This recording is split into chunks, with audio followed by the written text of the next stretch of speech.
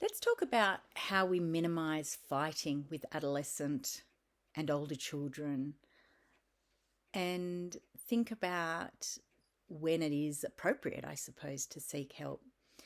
As the mother of two adolescent young women, I'm so big on this notion of minimizing conflict and staying super duper connected with them and prioritizing my relationship with them over anything. So I feel it's really important to talk about how we minimize fighting with adolescents and older children. The key to this one is that we are the adult in this relationship. And although our teen would perhaps like to be viewed as our equal in terms of equal maturity to us, they're absolutely not. Teenagers and young people need our protection. And part of this means that we're responsible for keeping their home environment as peaceful as possible, despite their many attempts to rock the boat. It's up to us to foster and nurture this relationship in a positive and non-demanding way. Without this, a teenager can't be effectively parented. When parents are emotionally accessible, flexible, compassionate, warm, forgiving, and forthright with their adolescent children, they can authentically connect with them and engage their motivation. Parenting adolescents is such a delicate balance.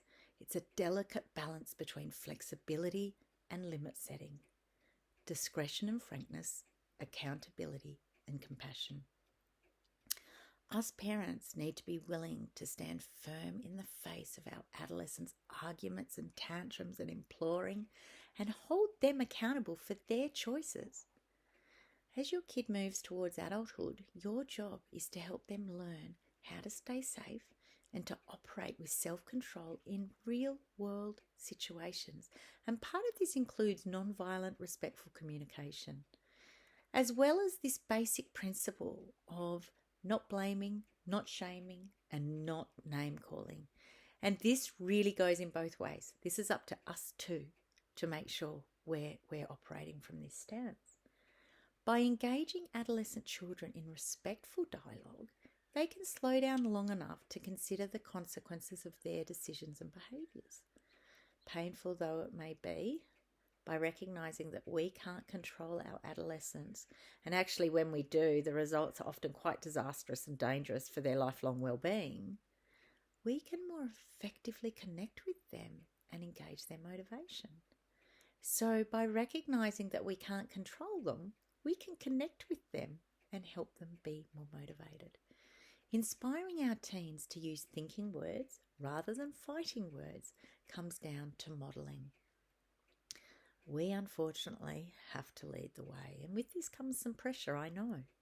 Inconsiderate behaviour is invited with adolescents when we call them to battle by telling them what to do, what's not allowed, and what you will not do for them. So let's look at each of these. So what to do? Clean up your bedroom now. What is not allowed? I will not let you go to the park with those kids that smoke and do all that unsafe stuff. And what you will not do for them is things like, I'm not talking to you anymore when you speak to me like that. Or I'm not taking you to the shops until you vacuum your bedroom. It can be really, really tempting when our teen is pushing and fighting and stirring the pot to respond with fighting words. My daughter at the moment calls me Anna, and I just have to go with it. Try as best as you can to restrain yourself, reminding yourself that they only ever invite conflict and that you're unlikely to win. Thinking words, on the other hand, allow our adolescent children to make choices on their own and decisions without having anything to push up against. By thinking for themselves, their limits are established in a real-world sense, where they're able to practice considering and coping with the consequences of their choices. Practicing these skills while still firmly embedded in the family means that they're given a chance for trial and error in a risk-free scenario. This will set them up to make good decisions based on experience. And when the time comes to make important decisions outside the home, they're going to have the skills to do it. Thinking statements are when we tell adolescent children, excuse me, that's my dog wanting to communicate.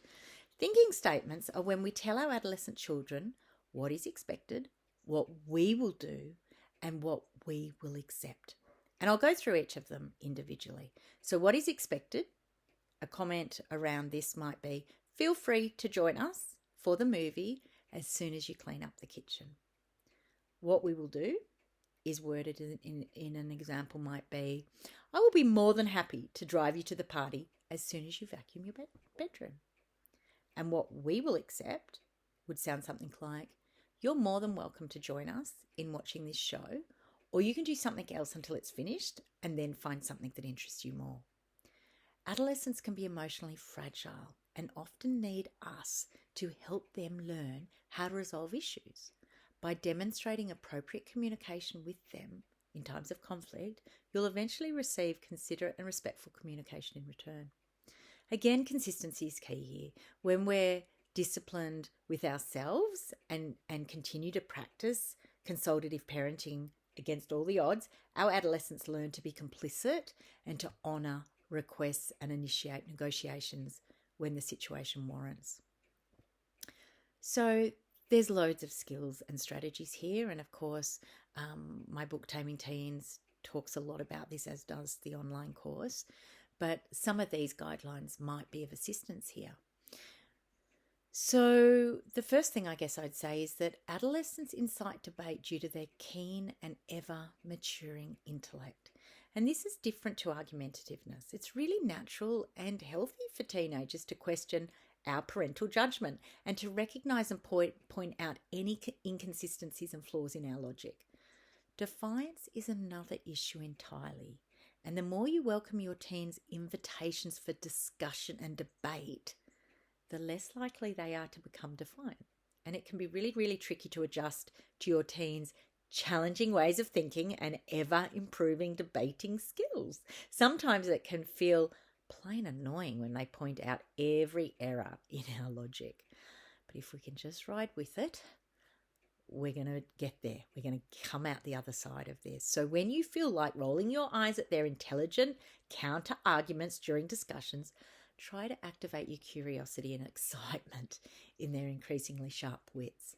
Shutting down their ideas and their thoughts and telling them to do something simply because you said so does both of you a disservice in the long run. Just as an adult has the right to speak up if a situation seems unfair or a rule seems illogical or arbitrary, so does our adolescent. Another thing to consider is that your adolescent is developing intellectually and they're honing in their critical thinking skills. This is sometimes, well, actually, I think it's probably always something to celebrate and to embrace. And when our adolescent learns to stand their ground in spite of your differing viewpoint, to play devil's advocate and to learn how to lose an argument without losing face, they actually develop a strong and healthy sense of self-worth and ever-increasing clarity about their own values and beliefs and attitudes. Remember, guys, it takes two to argue. Significant conflict with adolescent children often occurs when us parents feel our authority is threatened or when our adolescent takes steps towards independence that a parent doesn't feel ready for. So, for example, your adolescent might choose not to go on a family bushwalk in favour of hanging out with a friend. So not going to battle over such a situation acknowledges that your child is growing up and that they're increasingly responsible for their own experience. I would say to you, save the battles for the things that really matter, such as their health, their safety, and poor choices that will impact on their future adult life. Stay committed to the goal of raising a curious, questioning, and independent young adult. These qualities are nurtured through invigorating debate, an environment that welcomes their thoughts and questions. Despite what I'm sharing right now, there are some times when families do need help to solve their problems.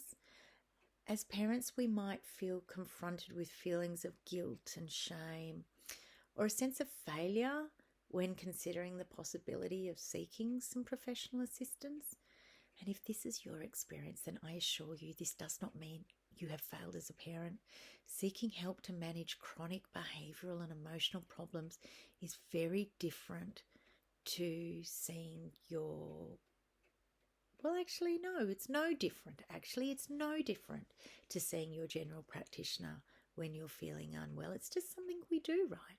So regardless of whether your teenager's behavioural issues have something to do with you or not, you now have an opportunity to turn things around and just show them that seeking help is normal and healthy. Successful parents don't isolate themselves. They reach out for assistance when they need it.